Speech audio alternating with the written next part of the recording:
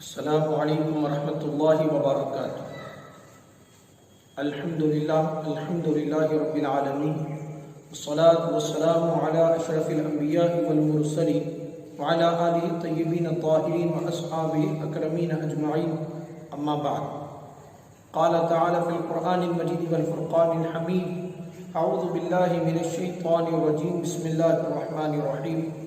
هو الذی انشأکم من نفس واحدہ، صدق اللہ العظیم وصدق رسولہ النبی الامین الکریم، ونحن علی ذلک لمن الشاہدین والشاکرین، والحمد للہ رب العالمین۔ ان اللہ وملائکتہ یصلون علی النبی یا ایھا الذین آمنوا صلوا علیہ وسلموا تسلیما، اللہم صل علی سیدنا ومولانا محمد وعلی آلہ واصحابہ افضل صلواتک وعدد معلوماتک وبارک وسلم، صلاۃ وسلاما علیک وعلی آلک واصحابک یا سیدی یا رسول اللہ صلی اللہ تعالی علیہ وآلہ وسلم۔ محترم ناظرین، ربیع الاول شریف کے حوالے سے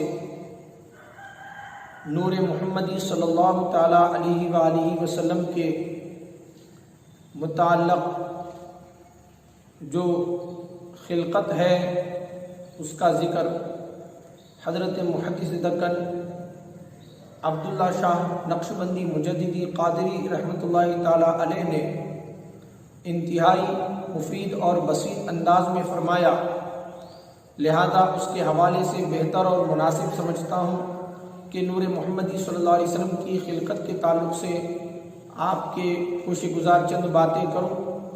اس سے پہلے چند ضروری باتیں ذہن نشین رکھیں کہ پیارے نبی صلی اللہ تعالیٰ علیہ وآلہ وسلم کی ایک خلقت ہے اور ایک بعثت ہے، ایک ظہور ہے اور ایک پیدائش ہے۔ پیدائش پیارے نبی صلی اللہ تعالیٰ علیہ وآلہ وسلم کی زمین اور آسمان، چاند و سورج اور پوری کائنات، تمام مخلوقات سے پہلے اللہ تبارک و تعالیٰ نے فرمائی، اور بعثت اور پیارے نبی صلی اللہ تعالیٰ علیہ وآلہ وسلم کا جو ظہور ہوا نور مبارک کا، اور جو بشری لباس میں جو پیارے نبی صلی اللہ تعالیٰ علیہ وآلہ وسلم تشریف لائے، وہ 12 ربیع الاول کو شہر مکہ میں تشریف لائے۔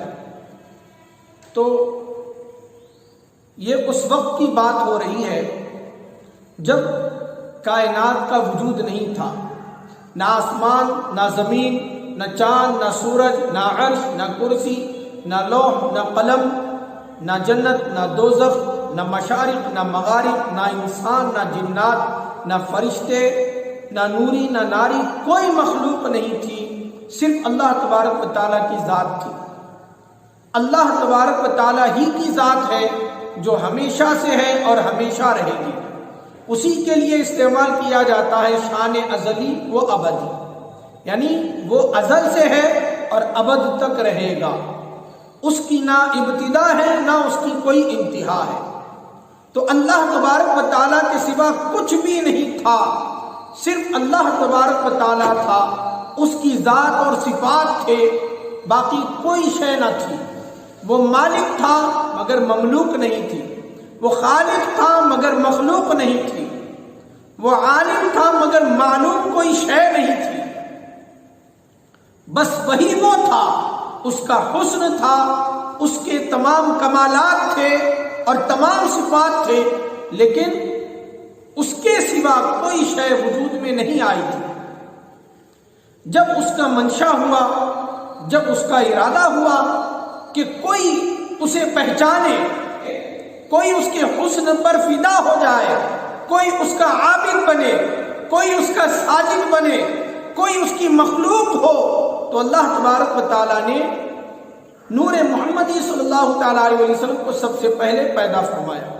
چنانچہ اس کا ذکر حضرت محدث دکن عبداللہ شاہ نقشبندی قادری رحمۃ اللہ تعالیٰ علیہ فرما رہے ہیں کہ سب سے پہلے اللہ تبارک و تعالیٰ نے حضرت صلی اللہ تعالیٰ علیہ وسلم کے نور مبارک کو پیدا کیا، پھر اس نور مبارک سے پوچھا کہ تم کون ہو؟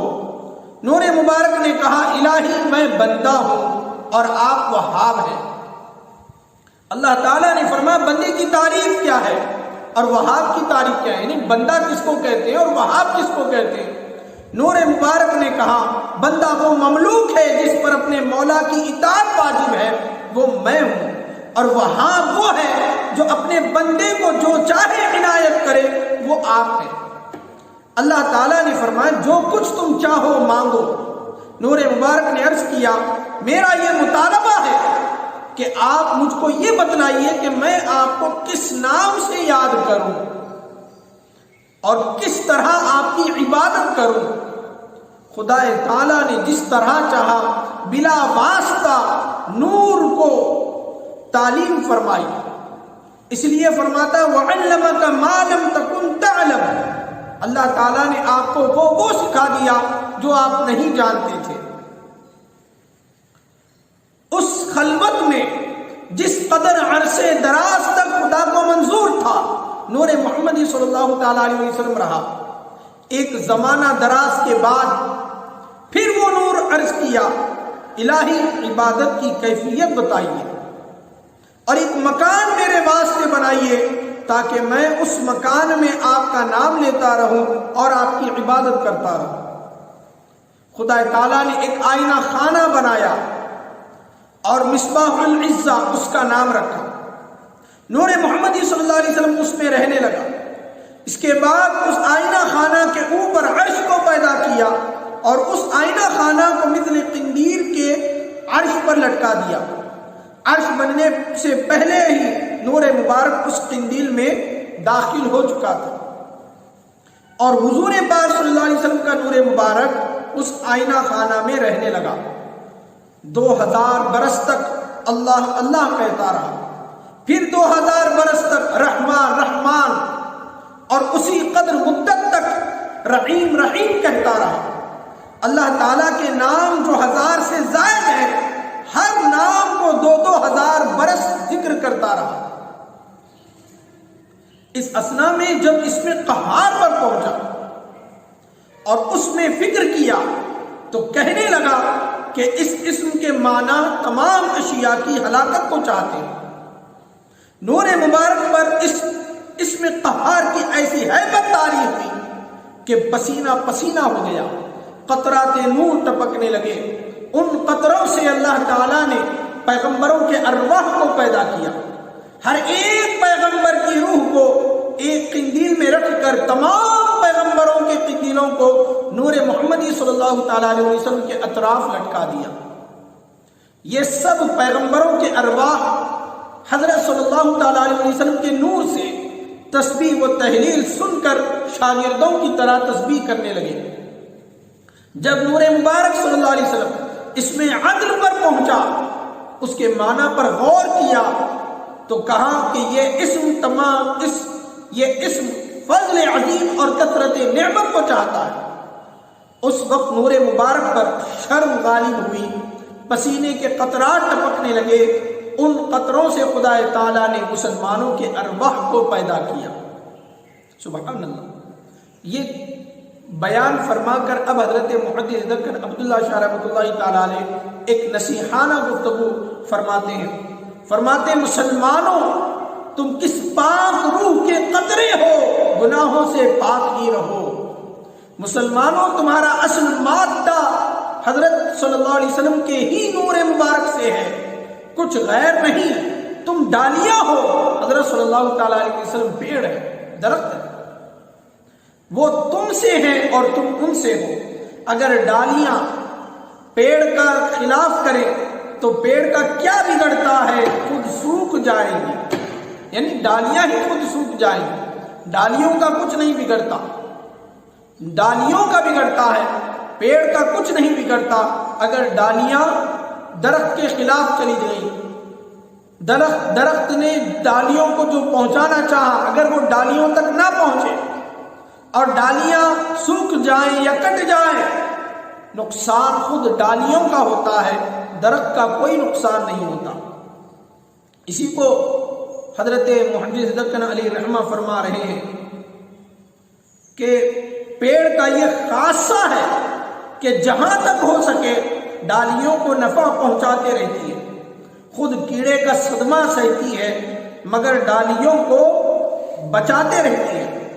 اسی لیے حدیث شریف میں حضور پاک صلی اللہ تعالیٰ علیہ وسلم فرماتے ہیں کہ میری اور تم لوگوں کی مثال ایسی ہے کہ کسی شخص نے چراغ جلایا، روشنی پھیلنے لگی، پروانے آ کر گرنے لگے، وہ شخص ان پروانوں کو کھینچتا ہے مگر وہ پروانے چراغ پر گرتے ہی جاتے ہیں، ایسی ہی دوزخ کی آگ میں تم گرتے جاتے ہو اور میں تمہاری کمریں پکڑ پکڑ کر آگ سے نکالتا ہوں اور تم گرنے ہی کی فکر کرتے ہو۔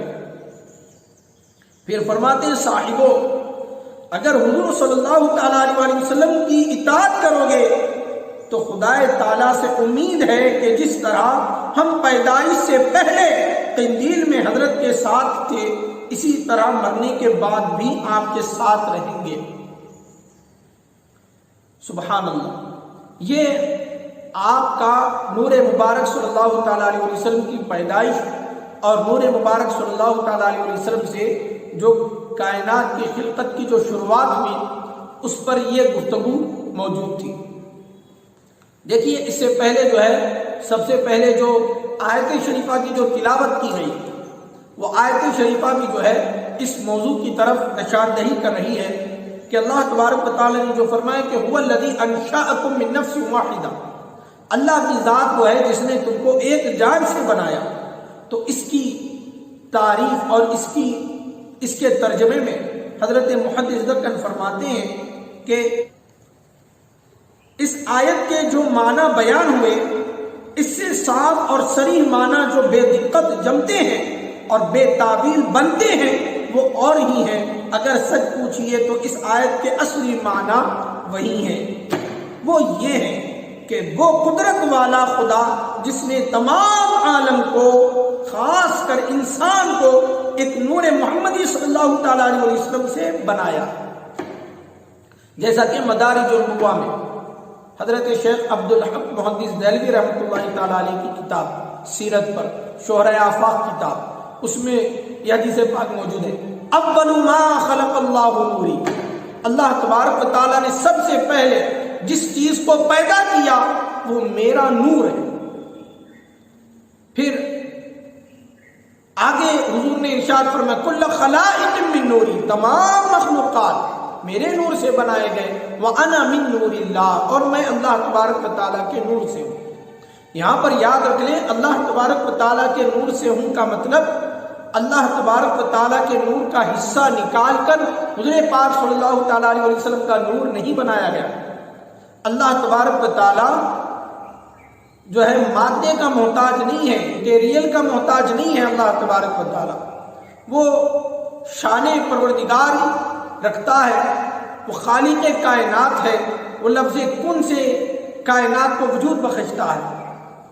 خود ارشاد فرماتا اذا اراد شیئا ان یقول له کن فیکن، جب اس کا ارادہ ہوا، جب وہ ارادہ کرتا ہے کہ کسی چیز کے بارے میں تو کہتا ہے کہ ہو جا تو وہ ہو جاتی ہے۔ اس کے لیے کسی مادے کی ضرورت نہیں پڑتی، کسی سامان کی ضرورت نہیں پڑتی۔ جیسے کہ ہمیں کوئی چیز بنانے کے لیے کہی جائے تو اس کے لیے جو ہے سامان کی ضرورت پڑتی ہے۔ چائے بنانے کے لیے کہا جائے تو چائے کے لیے جو چیز ضروری ہے جیسے دودھ ہے، پتی ہے، اس کی ضرورت پڑتی ہے۔ بغیر پتی کے بغیر دودھ کے ہم چائے نہیں بنا سکتے۔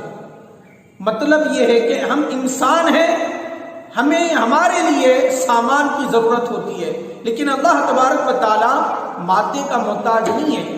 جب کوئی شے نہ تھی، اس کے سوا کچھ نہ تھا، جب اس نے ارادہ کیا تو اللہ تبارک و تعالیٰ نے نور محمدی صلی اللہ علیہ وسلم کو وجود بخشا۔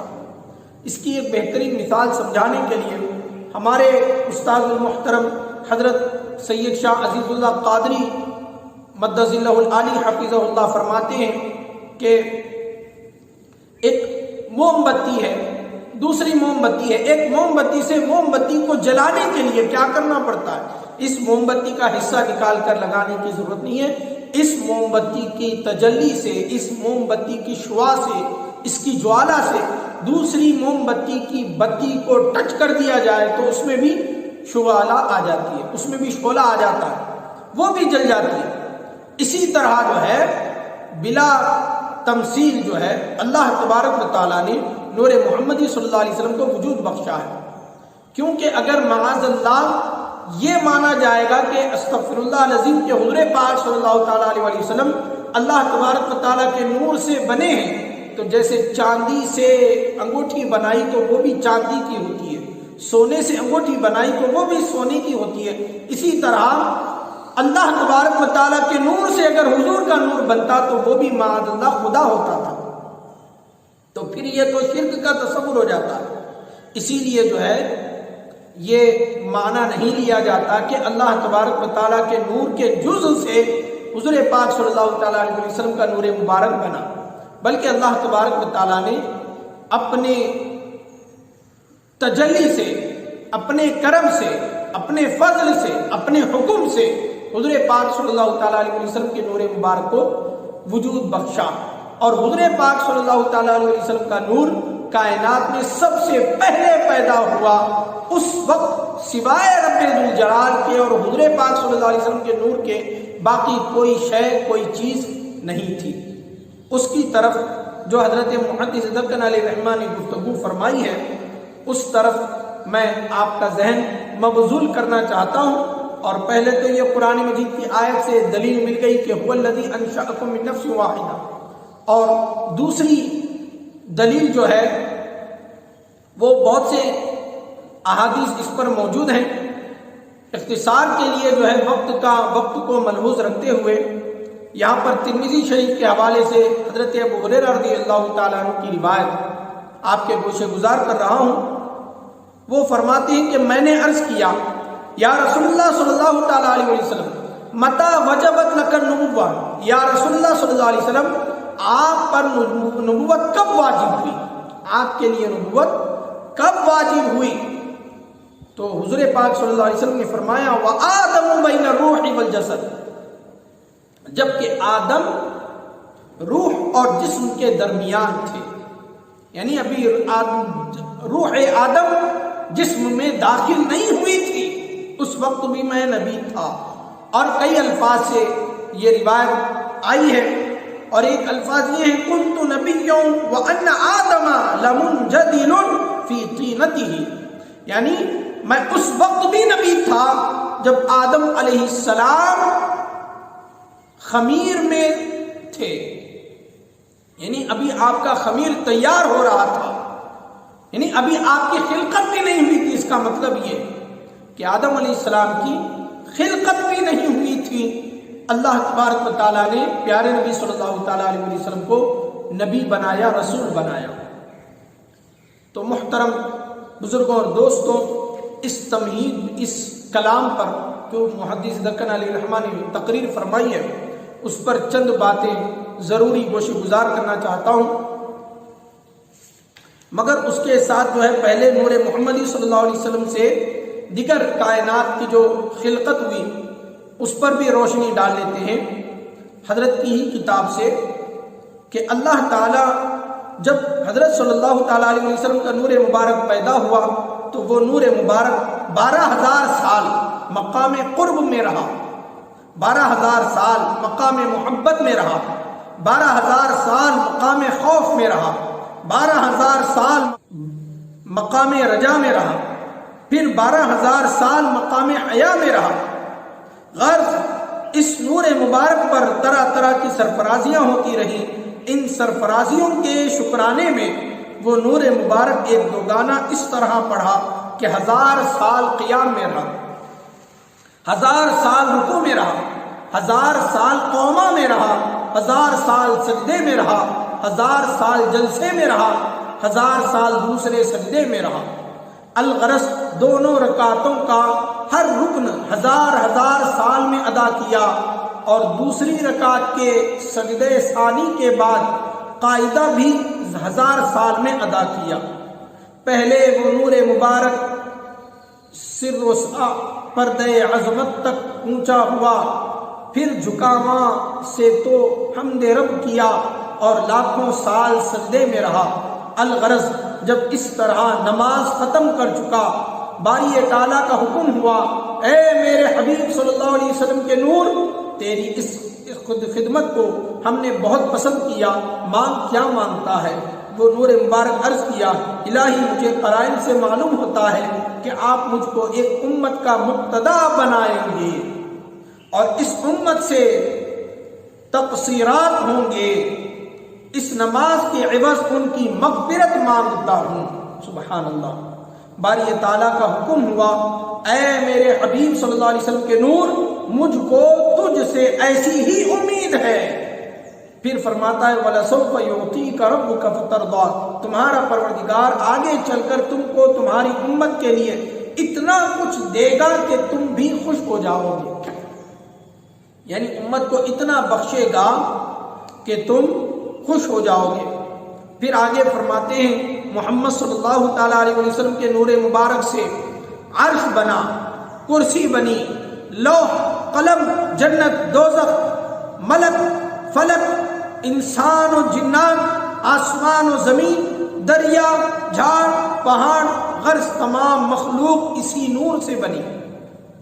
عرش کا نور بھی حضرت ہی کے نور سے ہے، دل کا نور بھی حضرت ہی کے نور سے ہے، لوح کا نور بھی حضرت ہی کے نور سے ہے، عقل کا نور بھی حضرت ہی کے نور سے ہے، معرفت کا نور بھی حضرت ہی کے نور سے ہے، دن کا نور بھی حضرت ہی کے نور سے ہے، آنکھ کا نور بھی حضرت ہی کے نور سے ہے۔ اس نور مبارک سے ان سب میں پہلے عرش بنا، پھر قلم بنا۔ اللہ تعالیٰ کا حکم ہوا اے قلم لکھ۔ قلم نے عرض کیا کیا لکھوں؟ اللہ تعالیٰ کا حکم ہوا قیامت تک جو کچھ ہونے والا میرے علم میں ہے وہ سب لکھ ڈال۔ قلم نے عرض کیا ابتدا کس کلام سے کروں؟ اللہ تعالیٰ کا حکم ہوا پہلے لکھ بسم اللہ الرحمن الرحیم۔ قلم جب بسم اللہ لکھنا چاہا تو لفظ اللہ پر اللہ تعالیٰ کے نام مبارک کی کچھ ایسی ہیبت طاری ہوئی کہ 700 سال تک وہ قلم چرا ہوا رہا۔ پھر جب رحمان و رحیم لکھا وہ شگاف اور شق مل گئے۔ اس پر اللہ تعالیٰ کا حکم ہوا اے قلم گواہ رہ کہ محمد صلی اللہ تعالیٰ علیہ وسلم کا جو امتی بھی بسم اللہ الرحمن الرحیم پڑھے گا اس کو 700 سال کی عبادت کا ثواب ملے گا۔ سبحان اللہ۔ یاد رکھ لیں یہ جو تقریر حضرت محدث دکن علیہ الرحمن ارشاد فرمائی، بعض لوگوں کے ذہن میں خیال آ سکتا کہ بھئی یہ تو عقل کے باہر کی چیزیں ہیں، یہ تو سمجھ میں نہیں آتے، یہ سب سے پہلے پیدا ہوا کرتے، مصباح العزہ بنا کرتے، یہ کب کی بات ہو رہی؟ جب زمین و آسمان بھی قائم نہیں ہوئے اس وقت کی بات ہو رہی۔ تو یہ ہمارے سمجھ میں آنے والی باتیں نہیں ہیں، بس ایمان رکھنا ہے، ماننے کی باتیں ہیں کہ اللہ تبارک و تعالیٰ نے سب سے پہلے نور محمدی صلی اللہ علیہ وسلم کو پیدا فرمایا۔ آگے جا کر اس کے وجوہات عرض کروں گا، اس کی حکمتیں معلوم ہوں گی ہمیں انشاءاللہ تعالی۔ علماء اکرام نے بے شمار رموز و اسرار پیش فرمائے ہیں اس کے تحت، لیکن ہمیں اتنا جاننا چاہیے کہ ہمیں جو علم ملا ہے وہ بہت کم ملا ہے۔ ہم ہر چیز کا احاطہ کر لیں اتنا علم اللہ تبارک و تعالیٰ نے ہمیں نہیں دیا ہے۔ اسی لیے سورہ بقرہ کی ابتدائی آیات کیا ہیں؟ ھدی للمتقین الذین یؤمنون بالغیب، متقین کے لیے ہدایت ہے۔ متقین کی پہلی علامت یہی ہے کہ وہ غیب پر ایمان لاتے، وہ غیب پر ایمان لاتے، وہ اپنے عقل کے گھوڑے دوڑاتے نہیں، اس لیے کہ عقل کے گھوڑے دوڑائے وہاں جاتے ہیں جہاں تک عقل کی رسائی ہوتی ہے، اور یہ اس زمانے کی بات ہو رہی ہے جب عقل کی پیدائش بھی نہیں ہوئی تھی، جب عقل پیدا بھی نہیں ہوئی تھی، جب شعور بھی پیدا نہیں ہوا تھا، جب سمجھ بھی پیدا نہیں ہوئی تھی، اس وقت نور محمدی صلی اللہ تعالیٰ علیہ وسلم کو اللہ تبارک و تعالیٰ نے پیدا فرمایا تھا۔ تو اس کا ہم ادراک کیسے کر سکتے؟ بھائی مثال کے طور پہ ایک بندہ امریکہ جا کر آئے، امریکہ جا کر آ کر وہ امریکہ کی باتیں سناتا ہے، تو جس کے سامنے سنا رہا ہے یا تو وہ امریکہ گیا